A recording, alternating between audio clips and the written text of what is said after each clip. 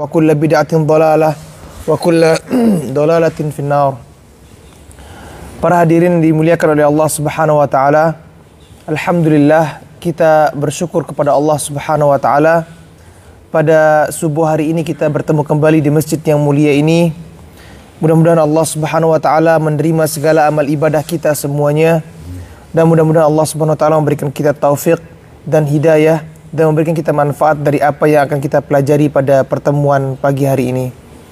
Melanjutkan kajian kita dalam kitab Riyadhus Shalihin, dan kita telah sampai pada bab yang ke-23, babu mulatafatil yatimi wal banat wasairid dha'afati wal masakini wal munkasirin wal ihsan ilaihim wasyafaqati alaihim wat tawadhu' ma'hum wa khafdil janahi lahum.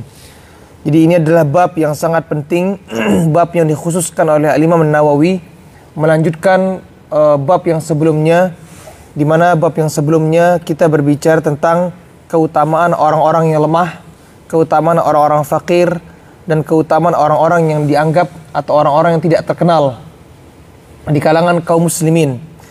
Maka di sini dijelaskan oleh Imam Nawawi bab tentang kita diperintahkan untuk berlemah lembut kepada anak-anak yatim, berlemah lembut kepada anak-anak wanita, anak-anak perempuan kita, dan berlemah lembut kepada seluruh orang-orang lemah, orang-orang miskin, dan orang-orang yang munkasir.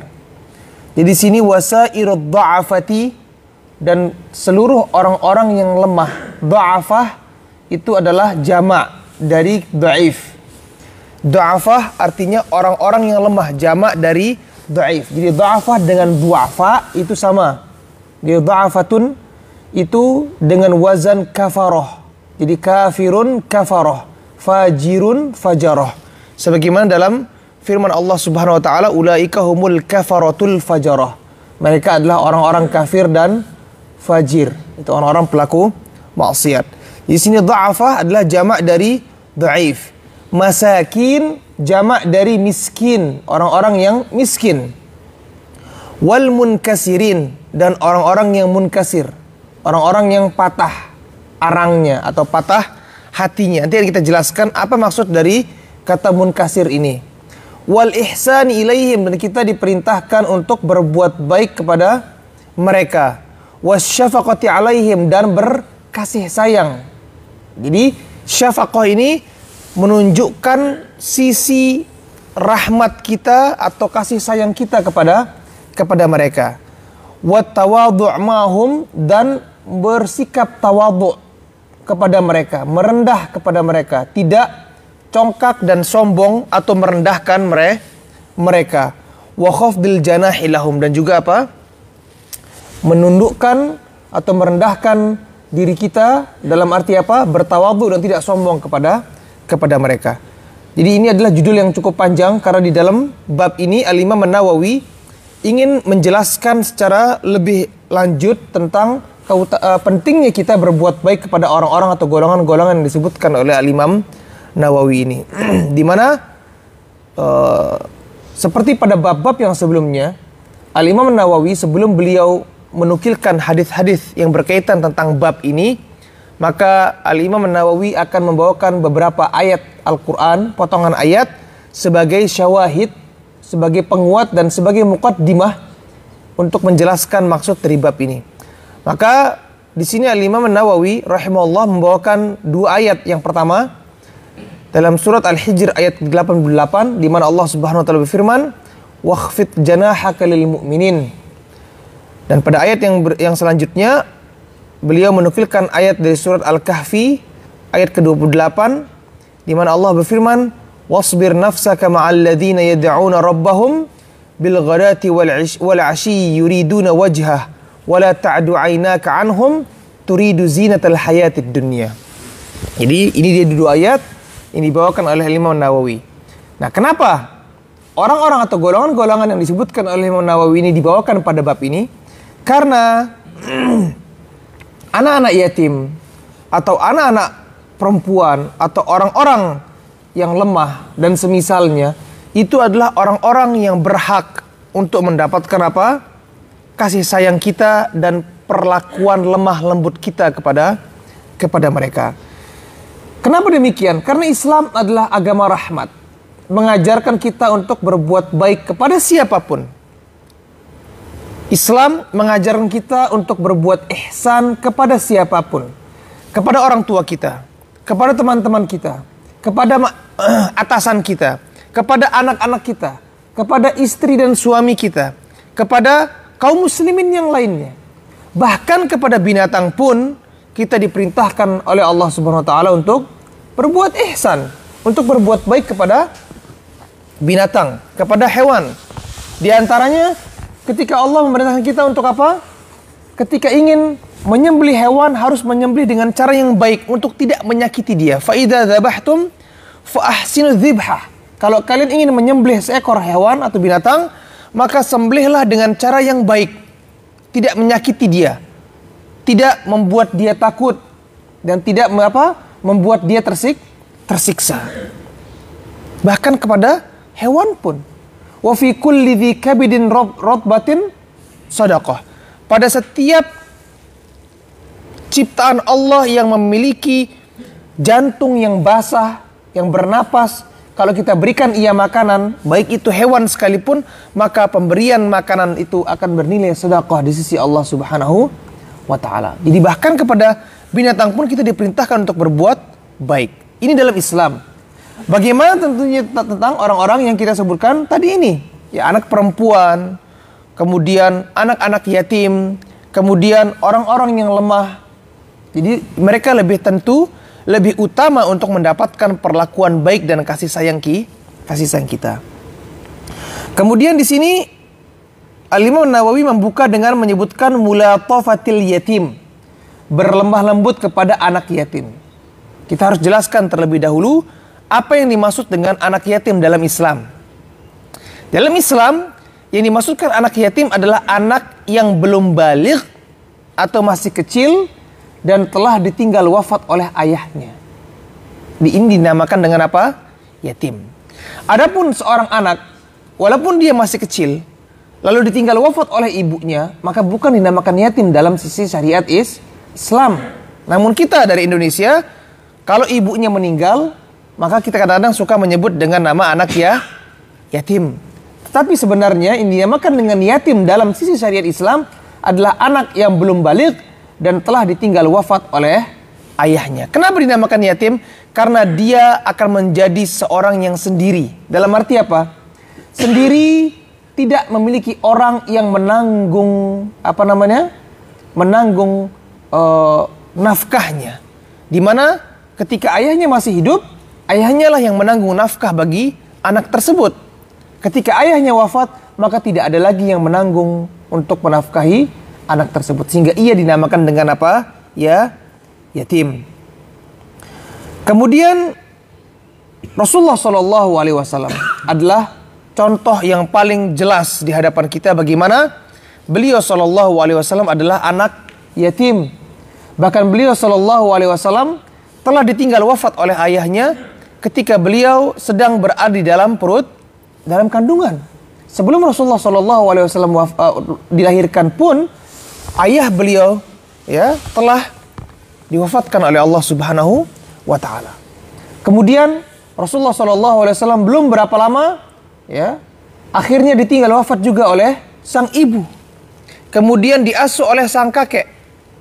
Selang berapa lama diasuh oleh kakeknya pun beliau SAW akhirnya juga ditinggal wafat oleh kakeknya. Sampai akhirnya beliau dirawat atau diasuh oleh pamannya yang bernama siapa? Abu Thalib. Jadi Rasulullah SAW dilahirkan dalam keadaan yatim, sehingga Rasulullah SAW mendapat perlakuan atau mendapatkan kasih sayang dari kakeknya, kemudian yang terakhir adalah dari pamannya.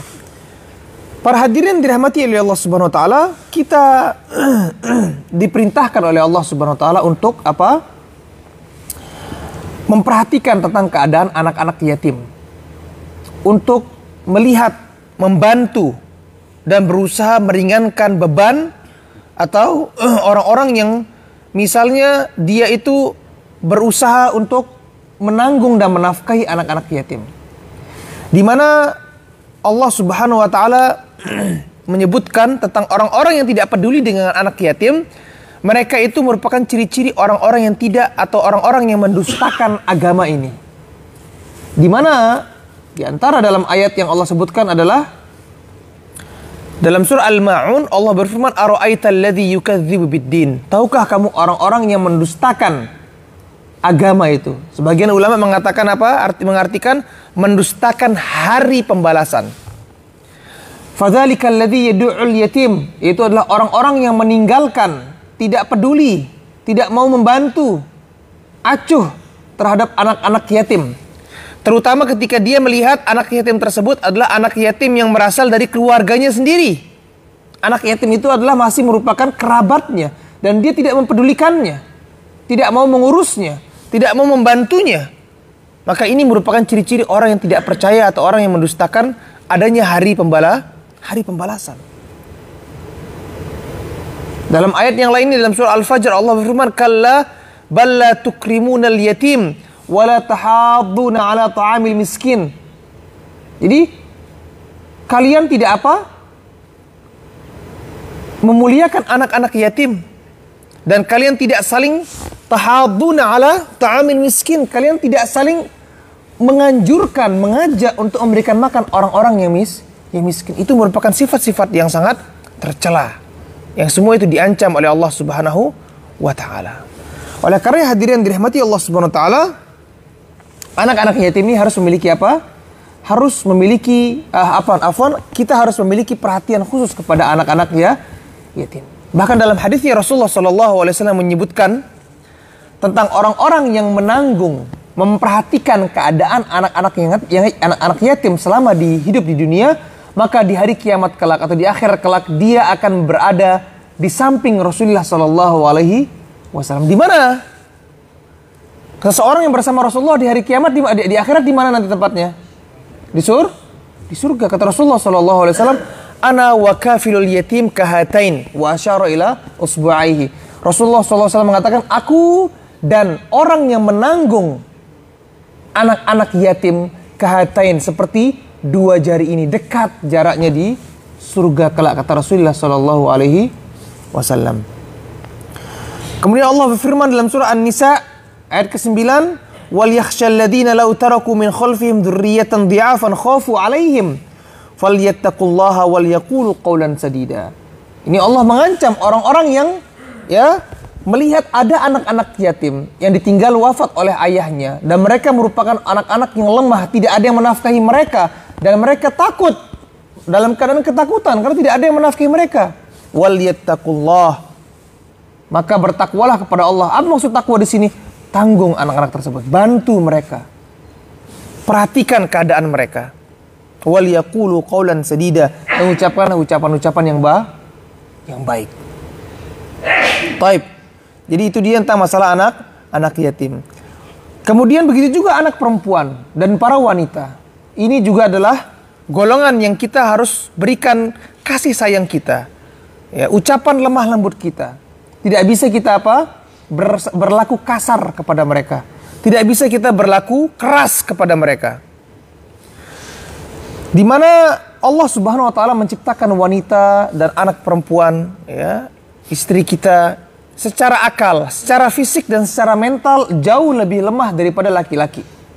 Secara fisik mereka lebih lemah daripada laki-laki. Secara akal mereka lebih lemah dari laki-laki. Secara mental pun mereka jauh lebih lemah dibandingkan dengan umumnya laki-laki. Oleh karenanya kita diperintahkan oleh Allah Subhanahu wa taala untuk bersikap lemah lembut kepada mereka. Rasulullah berulang kali menyebutkan dalam hadisnya, "Istausu bin nisa'i khaira." Aku berikan wasiat kepada mereka kalian untuk berlaku baik kepada para wanita, kepada istri-istri kalian, kepada anak-anak perempuan kalian. Diperintahkan oleh Allah Subhanahu wa taala untuk kita berbuat baik kepada mereka. Jangan-jangan kita berlaku kasar. Karena berlaku kasar kita itu akan mematahkan mereka. Maka disebutkan, kata kasar itu berasal dari kata bahasa Arab.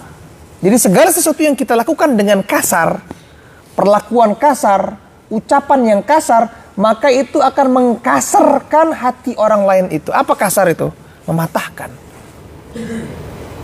Orang yang berlaku kasar, dia akan mengkasar. Jadi kasaro dalam bahasa Arab itu artinya apa?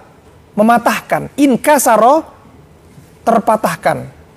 Kalau kita berlaku kasar, maka orang tersebut akan kasar hatinya. Jadi in kasaro hatinya akan patah hatinya. Dalam hadisnya Rasulullah SAW menyebutkan kalau kita ingin menasihati istri kita, kalau kita keras kepada dia, kepada istri tersebut, kasar taha, ya, kita akan mematahkan dia. Jadi Rasulullah menyebutkan, ya, sungguhnya Allah Subhanahu Wa Taala menciptakan wanita itu min dila. Jadi dari tulang rusuk seorang laki-laki. Wa a'waju ma fi dhilai a'laha, dan yang paling bengkok dari tulang rusuk ini bagian atas. Disebutkan oleh para ulama, ini maksudnya adalah perempuan itu biasanya sisi lemah mereka itu adalah mulutnya. Suka ngomong, suka gosip, suka ini. Karena di bagian atas tempatnya. Itu bagian kelemahan dari para wanita. Kalau kita ingin berusaha meluruskan dengan keras tulang yang bengkok tadi itu, kasar taha, kata Rasulullah SAW, engkau akan pasti patah. Patah ujungnya artinya apa? Akan cerai. Tapi kalau kita diamkan juga, kata Rasulullah, didiamkan, nggak berusaha untuk dia apa? Dinasihati, ya dia akan terus semakin apa? Bengkok. Wa in tarakta i'wajah. Maka dia, kalau kamu tinggalkan dia bengkok, akan bengkok terus. Itu perempuan, maka perlu dibimbing. Tapi dibimbingnya dengan cara apa? Dengan cara yang Rasulullah sebutkan ini adalah dengan apa? Dengan cara lemah lembut, dengan cara kasih sayang, ucapan tutur kata yang baik. Ya, wal yaqulu qaulan sadidan, ucapkanlah ucapan-ucapan yang baik. Jadi ini tentang anak perempuan dan apa? Wanita itu istri-istri kita. Begitu juga orang yang munkasir. Di sini Imam Nawawi menyebutkan wal munkasirin, dan orang-orang yang patah hatinya. Patah hati bukan berarti patah hati karena cinta. Patah hatinya adalah orang patah hati yang mungkin baru ditimpa musibah yang besar. Yang dimana mungkin baru kehilangan orang tuanya, baru kehilangan anaknya. Mungkin dia rumahnya baru habis terbakar sehingga hilang seluruh harta bendanya. Jadi orang-orang yang benar-benar sedang down, benar-benar sedang terpuruk keadaannya karena musibah yang baru menimpa. Orang-orang seperti ini kita harus dekati, kita harus kasih sayangi, support dia. Kalau ada yang bisa dibantu, kita bantu. Lihat bagaimana Islam ini begitu kompleks dan begitu lengkapnya mengatur bagaimana strata kehidupan, bagaimana kita ini hidup di dunia ini, kepada siapa kita bersikap, bagaimana kita bersikap, apa yang harus kita lakukan kepada mereka. Semuanya telah diatur sedemikian detailnya, menunjukkan betapa sempurnanya agama yang benar yang diturunkan oleh Allah Subhanahu wa taala ini. Oleh karenanya hadirin dirahmati Allah Subhanahu wa taala, kita berusaha untuk bersikap baik dan lemah lembut kepada orang-orang yang disebutkan oleh Imam Nawawi dalam judul babnya ini. Baik, kemudian hadirin dirahmati Allah Subhanahu wa taala, ayat yang pertama di sini Imam Nawawi membawakan ayat waqfid janahaka lil mu'minin. Bertawadhu'lah, merendahlah di hadapan orang-orang yang beriman. Jangan kita sombong kepada orang-orang yang beriman, jangan kita congkak, jangan kita angkuh, jangan kita merasa diri lebih hebat, jangan kita merasa diri lebih suci dan lain sebagainya. Merendah. Bergaul dengan siapapun, jangan bergaul dengan orang-orang yang kaya-kaya saja. Jangan bergaul dengan orang-orang yang punya jabatan saja. Jangan bergaul dengan orang-orang yang terkenal saja. Bergaul kepada siapapun. Yang menjadi tolak ukur kita bergaul kepada dia, atau semakin kita dekat dengan dia, semakin dia bertakwa kepada Allah Subhanahu wa taala, semakin dia menjalankan perintah Allah dan menjauhi larangan Allah, semakin pula cinta kita kepadanya. Bukan semakin kecintaan kita ketika dia semakin banyak hartanya, atau semakin kaya dia, atau semakin tinggi jabatannya. Maka ini harus menjadi tolak ukur kita. Kita cinta, yang disebutkan cinta karena Allah. Aku cinta kamu kepada Allah, mencintai saudara kita karena Allah, mencintai kita karena Allah, karena dia menjalankan perintah Allah dan menjauhi larangan Allah, menjalankan sunnah Nabi Muhammad SAW wasallam. Itu adalah tolak ukur cinta kita kepada saudara kita. Semakin dia jauh dari ajaran Allah, semakin dia jauh dari mengikuti Rasulullah SAW, maka mungkin semakin mundur ya kadar cinta kita sesuai dengan kadar jauhnya dia dari Allah dan Rasulnya. Bukan semakin cinta kita kepada dia karena dia semakin memiliki banyak harta. Makanya di sini Imam Nawawi menyebutkan tentang ayat dari surah Al-Kahfi di mana Rasulullah pertama kali diperintahkan oleh Allah Subhanahu wa taala, "Wasbir nafsaka ma'al ladzina yad'una rabbahum bil ghadati wal 'ashyi yuriduna wajhah." Dan bersabarlah engkau wahai Muhammad untuk terus bersama orang-orang yang berdoa meminta kepada Rabb-nya di pagi dan di sore hari. Yuriduna wajhah, yang dimana orang-orang itu berdoa itu meminta wajah Allah, itu ikhlas kepada Allah Subhanahu wa taala. Siapa mereka orang-orang ini? Orang-orang miskin, orang-orang yang dianggap lemah, orang-orang yang dianggap remeh, orang-orang yang dianggap kecil. Itu adalah orang-orang yang kalau berdoa dia apa? Ikhlas. Tidak ada politiknya, tidak ada keinginan apa di balik itu, nggak ada. Maka disuruh Rasulullah SAW untuk bersabar terus bersama mereka. Wala ta'du aina, dan ini telah kita jelaskan kalau tidak salah pada bab-bab yang sebelumnya ya, tentang keutamaan orang-orang yang lemah. Jadi kita lihat orang-orang yang lemah atau orang-orang miskin atau orang-orang yang fakir itu biasanya doa mereka itu lebih tulus. Berdoa itu tulus, nggak ada keinginan apa-apa. Adapun orang-orang yang bergelimang harta, ya, maka tidak menutup kemungkinan mereka ketika berdoa itu mungkin ada unsur keinginan duniawinya. Ingin supaya usahanya itu apa? Dimuluskan oleh Allah Subhanahu wa taala. Artinya tidak 100% dia itu tulus. Berbeda dengan orang-orang yang miskin. Wala ta'du ainaka anhum, dan janganlah engkau palingkan pandanganmu dari mereka. Kata Allah perintah kepada Nabi Muhammad SAW. Fokus kepada mereka, perhatikan mereka. Makanya kalau kita pun berdakwah, ya, kita berusaha berdakwah kepada orang-orang yang di bawah. Karena ada sebagian orang yang memang itu hanya mau berdakwah kepada pejabat-pejabat saja, maunya berdakwah itu hanya orang-orang yang di kalangan atas saja. Berbeda dengan Rasulullah SAW. Rasulullah SAW berdakwah kepada siapapun, bahkan memulai dari orang-orang yang merupakan rakyat jelata sekalipun. Dan bahkan itulah menunjukkan dakwahnya Nabi yang benar. Ketika Abu Sufyan ditanya oleh Herakles, Raja Romawi, ya, ketika mereka berjumpa dan bertanya tentang kabar yang datang dari Jazirah Arab tentang munculnya seorang nabi yang baru. Maka Herakles ini adalah Raja Romawi yang juga membaca kitab Injil, mempelajari Injilnya, dan dia tahu bagaimana ciri-ciri seorang nabi yang benar itu. Maka dia bertanya kepada Abu Sufyan, ya, bagaimana ciri nabi yang digembar-gemborkan oleh orang-orang yang berada di kota Mekah itu? Siapa pengikutnya? Oh, pengikutnya, kata Abu Sufyan, kebanyakan itu mantan budak atau orang-orang miskin. Kata Herakles apa? Itu adalah ciri-ciri nabi yang benar. Karena orang ketika dakwah, maunya dakwahnya itu kepada orang-orang yang kaya-kaya saja, atau orang-orang yang punya pangkat-pangkat saja, atau orang-orang yang punya kekuasaan, maka bisa jadi dia berdakwah karena ada maunya, menginginkan sesuatu, ingin mendapatkan sesuatu, mendapatkan imbalan dan lain sebagainya.